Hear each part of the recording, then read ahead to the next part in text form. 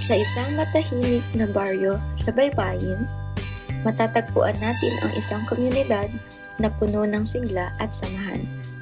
Narito si Aling Rosa, abala sa kanyang tindahan. Bilhin niyo na ang kakanin. Bagong luto at malinamnam. Rosa, baka mamaya umuwi ako ng mga bandang hapon. Si Nena ay nagsabi na tatapusin niya na ang mga proyekto nila ni Ben. Sige, Berto, mag-ingat ka at pasabi kay Nena na mag-uwi ng ilang gulay para sa hapunan. Oo, magkita tayo mamaya hapunan.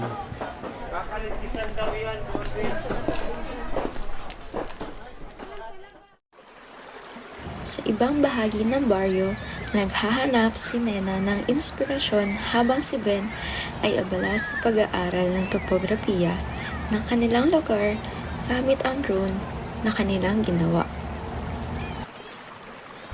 Ben, paano kung may mga lihim pa tayong hindi alam tungkol sa mga kawayang ito? Nakakausap ko na rin sa Ratchedeng tungkol dyan, Nena. Parang may sinasabi siyang mayroong lumang agimat na nakakubli sa kawayan sa tabi ng ilog. Tara, bisitahin natin siya. Baka ngayon ang tamang panahon para malaman natin ang lihim na iyon.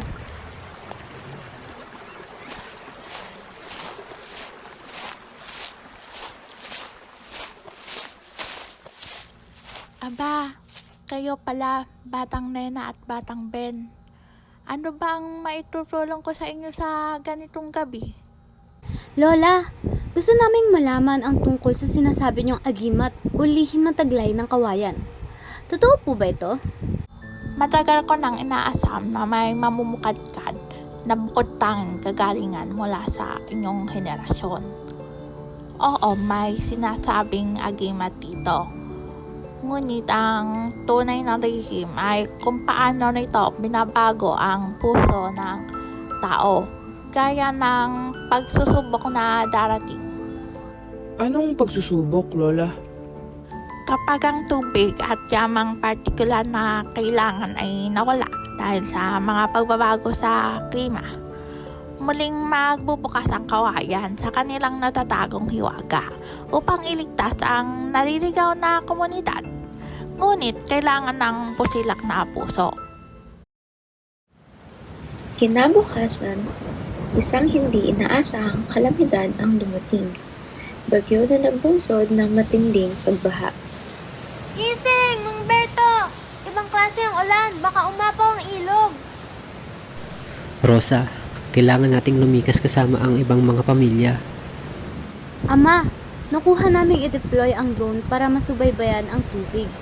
Ang mga kawayan ay damdamin ang maaari nilang gawin.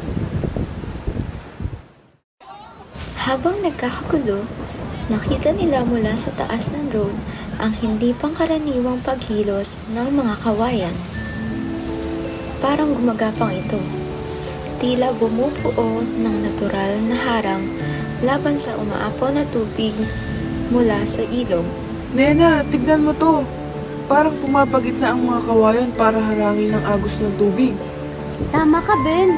Ito siguro ang sinasabi ni Lola Chideng. Tulungan nating ibalita sa lahat para makapaghanda sila.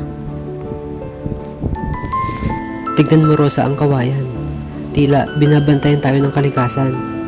Laking pasasalamat ko sa mga kwento ni Lola Chedeng. Hindi lang ito suporta komunidad, kundi pati kalikasan. Matapos ang bagyo, muling bumalik ang sigla sa baryo.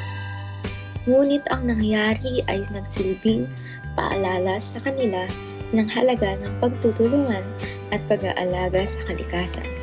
Nakita nyo na, hindi ba?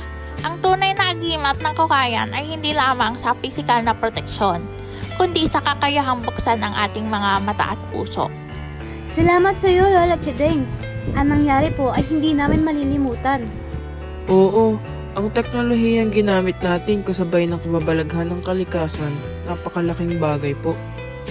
Pusong kawayan nga kung tawagin, sumasalamin sa likas sa katatagan at kahusayan ng ating komunidad. Ngayon, higit kailanman, alam natin ang halaga ng kalikasan at ng bawat isa. Magtulangan tayo para sa kinabukasan ng baryo.